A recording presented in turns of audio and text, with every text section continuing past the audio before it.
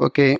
Students எல்லாருக்கும் வணக்கம். This is geography Srinivasan. Today வீடியோவில் எதை பற்றி பார்க்க போகிறோம் அப்படின்னு பார்த்தீங்கன்னா, 2024ல் நடந்து முடிஞ்ச குரூப் 4 எக்ஸாம் எல்லாருமே நல்லா சிறப்பாக எழுதிட்டு வந்திருப்பீங்க. Anyway all the best for your future. Okay. இப்போ வந்து நீங்கள் குரூப் 4 எக்ஸாம் எழுதிட்டு வந்திருப்பீங்க. எழுதி முடித்த உடனே நீங்க எப்படியாவது private answer key, school books எல்லாம் கலெக்ட் பண்ணி, டிஸ்கஷன் பண்ணி, எப்படியாவது உங்களுடைய தோராயமான மதிப்பெண்ணை இந்நேரம் கண்டுபிடிச்சிருப்பீங்க. எப்படியாவது ப்ரெடிக்ஷன் பண்ணியிருப்பீங்க. ஆனா, உண்மையா எஃபோர்ட் போட்டு ரொம்ப லாங் டைமா நல்லா சிரமப்பட்டு ஹார்ட் ஒர்க் பண்ணி படித்த ஸ்டூடெண்ட்ஸுக்கு அவங்களுடைய உண்மையான மார்க் டிஎன்பிஎஸ்சியிலேருந்து ஒரிஜினல் ஆன்சர் கீ வருவதற்கு முன்பாகவே அவங்களுடைய உண்மையான மார்க்கை ப்ரெடிக்ஷன் பண்ணியிருப்பாங்க. ஏன்னா, அவங்களுக்கு தெரியும் எந்தெந்த கேள்வி, எந்த பேஜில என்ன ஆப்ஷனுக்கு இது வரும் அப்படின்றது எல்லாமே துல்லியமாக கணிச்சு வச்சிருப்பாங்க. பட் டிஎன்பிஎஸ்சி சைட்லேருந்து ஒரிஜினல் ஆன்சர் கீ இந்த மந்த்துக்குள்ளே வந்துருச்சு அப்படின்னா, வந்ததுக்கப்புறமா ஒரு 2, 3 மார்க் முன்ன பின்ன இருக்குமே தவிர, கரெக்டான மார்க் அவங்களுக்கு தெரியும். சரி என்னதான் அவங்க பிரைவேட் ஆன்சர் கீயோ, இல்ல கவர்மெண்ட் ஆன்சர் கீயோ வச்சு மேட்ச் பண்ணி பார்த்து ப்ரெடிக்ஷன் பண்ணியிருந்தாலும், கவர்மெண்ட் கொடுத்துருக்கக்கூடிய அதிகபட்ச மதிப்பெண்ணை விட எக்ஸ்ட்ரா ஒரு 5 to 10 மார்க்ஸ் அதிகமாக வாங்கிட்டாங்கன்னு வச்சுக்கோங்களேன். நீங்க வாங்கிட்டீங்கன்னா, ஒரு தோராயமா 170 ப்ளஸ் நீங்க ஒரு 180 மார்க் வாங்கியிருக்கீங்க. அவங்க கொடுக்கப்பட்டது 170க்கு மேல இருந்தா ஜாப் அப்படின்னு சொன்னாங்கன்னா, 170 குறைந்தபட்சம் அப்படின்னா, அதிகபட்ச மதிப்பெண்ண நீங்க 180 வாங்கிட்டீங்கன்னு வச்சுப்போமே. நீங்க உங்களுக்கு ஒரிஜினல் ஆன்சர் கீ கூட்டி பார்த்ததுக்கப்புறம், எப்படி பார்த்தாலும் 180, 182 என்னமோ அதிகமான மார்க் வருதுன்னு வச்சுப்போம். கன்ஃபார்ம்டா ஜாப் கிடைக்க போகுதுன்னு தெரிஞ்சிட்டாலும், நீங்க முதல்ல கொஞ்சம் சைலண்ட்டா இருங்க. ஐ மீன் வெற்றியை கொண்டாடாம அமைதியா இருங்கன்னு சொல்றேன். மனசளவுல கொண்டாடிக்கோங்க. இன்னொரு விஷயம் உங்களுக்கு வந்து ஜாப் எப்படியும் கன்ஃபார்ம்டா கிடைக்க போகுது. ஏன்னா, கவர்மெண்ட் கொடுக்கக்கூடிய அந்த கீ ஆன்சர்ல எப்படி கூட்டி பார்த்தாலும் 170 ப்ளஸ், 180 ப்ளஸ் நெறைய மார்க் வந்துருச்சு. அவங்க கொடுக்கப்பட்ட மதிப்பெண்ணை விட எக்ஸ்ட்ராவே எடுத்துட்டேன். கன்ஃபார்ம்டா எனக்கு ஏதாவது ஒரு டிபார்ட்மெண்ட்ல ஜாப் கிடைச்சிரும். அல்லது நீங்க விருப்பப்பட்ட ஜாப் கிடைச்சிரும்னு தெரிஞ்சாலும், முதல்ல நீங்க உங்க அப்பா, அம்மா கிட்ட எடுத்து சொல்லுங்க. இத பத்தின விஷயத்த எடுத்து சொல்லுங்க. பாப்போம் இவ்வளோ மார்க் வந்திருக்கு. இன்னும் சர்டிஃபிகேட் வெரிஃபிகேஷன் வந்து ஆன்லைன்ல அப்லோட் பண்ணணும். கவுன்சிலிங் போணும். அங்க போயிட்டு என்ன ஜாப்பு அப்படின்றத போய் பார்க்கணும். நெறைய ப்ராசஸ் இருக்கு. அதுவரைக்கும் வெயிட் பண்ணி பார்ப்போம். அதுவரைக்கும் நீங்க யார்ட்டயும் சொல்லாதீங்க அப்படின்னு சொல்லி உங்க பேரண்ட்ஸ் கிட்ட முதல்ல புரிய வைங்க. பேரண்ட்ஸ் வீட்டுக்கு இருக்கிற பெரியவங்கட்ட சொல்லி புரிய வைங்க. அதுக்குள்ள நீங்க என்ன பண்ணக்கூடாது, வெற்றியை கொண்டாடி ஊர் முழுக்க பப்ளிசிட்டி பண்ணக்கூடாது. சரிங்களா? வெற்றி கொண்டாட வேணாம்னு சொல்லல.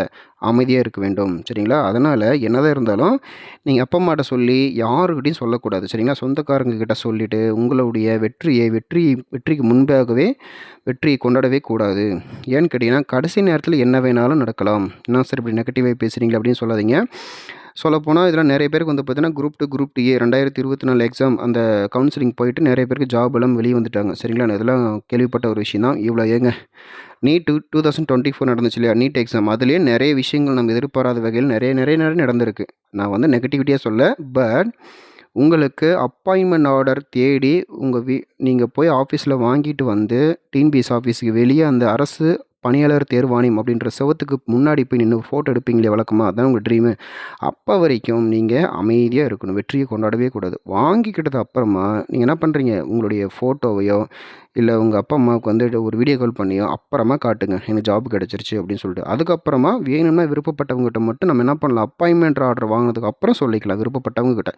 அதுக்கப்புறமா ட்ரெய்னிங் அனுப்புவாங்க. ட்ரெய்னிங் முடிச்சுட்டு நீங்க போயிட்டு ஆஃபீஸ்ல ஃபர்ஸ்ட் டே நீங்க சிக்னேச்சர் போடுவீங்களா? ஐ மீன் அட்டெண்டன்ஸ் போடுவீங்க இல்லையா? தம்ப் வைப்பீங்க, இல்ல அட்டெண்டன்ஸ் சைன் போடுவீங்க. அப்ப வேணா கொஞ்சம் பப்ளிசிட்டி பண்ணிக்கலாம். நீங்க பப்ளிசிட்டி பண்றீங்களோ இல்லையோ, நீங்க ஒரு நாளைக்கு அலுவலகத்தில போயிட்டு ஆஃபீஸர் ஆயிட்டீங்கன்னா, உங்கள பார்க்க ஒரு நாளைக்கு 1000 பேர் வருவாங்க. ஐயா, ஐயான்ட்டு சரிங்களா? அவங்களுக்கு நீங்க யாருன்னு தெரிஞ்சிரும். அவங்களே போதும் ஃபுல்லா பப்ளிசிட்டி பண்றதுக்கு. இந்த மாரி இவர் வந்திருக்கிறாரு, இந்த மாரி அவர் வந்திருக்கிறாரு. சரிங்களா? முன்ன பின்ன உங்கள பார்க்க வரவங்க, உங்களுக்கு தெரிஞ்சவங்களும் வருவாங்க, தெரியாதவங்க வருவாங்க. ஆனா நீங்க பப்ளிசிட்டி ஆகணும்னு அவசியம் கிடையாது. சரிங்களா? பட் பொறுமை கடைபிடிக்க வேண்டும். அதனால 100% உங்களுக்கு அப்பாயின்ட்மென்ட் ஆர்டர் தேடி வர வரைக்கும், நீங்க என்ன பண்ணக்கூடாது, பப்ளிசிட்டி பண்ணக்கூடாது. முதல்ல உங்க வீட்ல பேரன்ட்ட்ட சொல்லுவீங்க. இந்த மாரி இல்லப்பா, இவ்வளோ மார்க் வந்திருக்கு பார்ப்போம். இல்லப்பா இப்பதான் நான் வந்து கவுன்சிலிங் போயிருக்கேன் பார்ப்போம். இல்லப்பா இந்த மாரி சொல்லியிருக்காங்க பார்ப்போம். அப்படியே சொல்லுங்க. அதே மாரி உங்க அப்பா, அம்மா கிட்ட வந்து பேரண்ட் கிட்ட யார்ட்டயும் சொந்தக்காரங்ககிட்ட யார்ட்டயுமே எதுவுமே சொல்ல வேண்டாம்.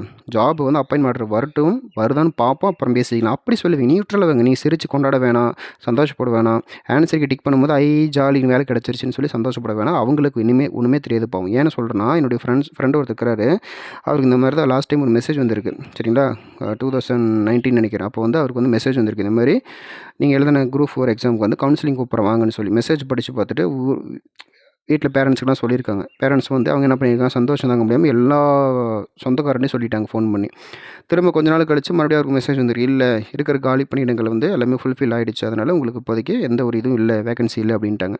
திரும்ப அந்த மெசேஜ் பார்த்துட்டு வருத்தப்பட்டுட்டார். அவர் வருத்தப்படுறத விட அதெல்லாம் சாதாரண விஷயம். ஆனா, அவருக்கு அது சாதாரண விஷயம். ஆனால் இந்த விஷயத்த எப்படி போய் பேரண்ட்டுக்கு கன்வே பண்ணுறது? அவங்க மனசு உடைஞ்சு போயிருவாங்கன்னு நெனச்சு, பேரண்ட்ட நெனச்சு இவர் நெறையா மனசு உடைஞ்சு போயிட்டாரு. அப்புறமா பேரண்ட்டுக்கிட்ட சொல்லி புரிய வச்சு தானே ஆகணும். புரிய வச்சு அப்புறம் அவங்க ஒரு மாரி ஆயி, ஐயோ! பையன் இப்படி ஆயிட்டானே, சோகமாயிட்டானே அப்படின்னு சொல்லி அவங்க வருத்தப்பட்டு, எதுக்கு தேவையில்லாம அதாவது ஜாப் கிடைக்கிற வரைக்கும் அமைதியா இருங்கன்னு தான் சொல்றேனே ஒழிய, வெற்றியை கொண்டாட வேணாம்னு சொல்லல. ஜாப் கிடைச்சதுக்கு அப்புறம் வெற்றி எத்தன நாள் வேணாலும் கொண்டாடலாம்.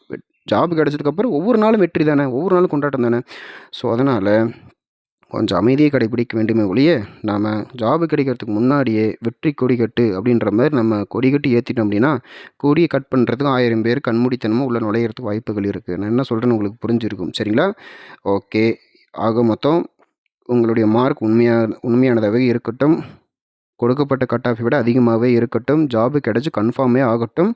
எப்ப சில விஷயங்கள் மத்தவங்களுக்கு தெரியணும்னு நினைக்கிறோமோ, அப்ப தெரிஞ்சா போதும். அதுவரைக்கும் உங்களுடைய மௌனத்தை கடைபிடிக்கவும். சரிங்களா? உண்மையான வெற்றியாளன் அடையாளம் அமைதி, மௌனம். ஓகேங்களா? ஓகே. இது போன்ற வீடியோக்களுக்கு வந்து நம்முடைய ஜாக்ரஃபி ஸ்ரீனிவாசன் சேனலை சப்ஸ்கிரைப் பண்ணுங்க. லைக் அண்ட் ஷேர், கமெண்ட் பண்ணுங்க. கண்டிப்பா உங்களுடைய ஜாப் கிடைச்சிருச்சு அப்படின்னா, நிச்சயமாக உங்களுடைய மார்க்க என்னுடைய பதிவிடவும். கமெண்ட் செக்ஷன்ல தெரிவிங்க. கண்டிப்பா நான் ரொம்ப சந்தோஷப்படுவேன். அது மட்டும் இல்லாம, வேலை கிடைக்கிற வரைக்கும் வீட்ல அமைதியா, பொறுமையா, நிதானமா இருங்க. எங்கேயும் வெளிய சுத்தாதீங்க. கிரிக்கெட் ஆட போகாதீங்க. பைக் எடுத்துட்டு சுத்தாதீங்க.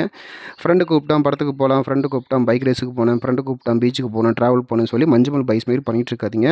புது மாப்பிள்ளைய விட பத்திரமா வீட்டா அப்படியே உட்காந்துருக்கணும். வீட்ல தண்டசோறுன்னு திட்டினா கூட, யாரு தண்டசோறு? என்னைய தண்டசோறு சொன்னீங்க. எனக்கு வந்து குரூப் 4 எக்ஸாம் வேலை கிடைச்சுச்சு தெரியுமா? அப்படின்னு எதுவுமே சொல்லாதீங்க. திட்டம் தட்டிட்டு போறாங்க. சரிங்களா? அதனால வேலை கிடைக்கணும்னா, மௌனம், அமைதி, நிதானம், பொறுமை இது எல்லாமே இருக்கணும். முக்கியமா பப்ளிசிட்டி கூடவே கூடாது.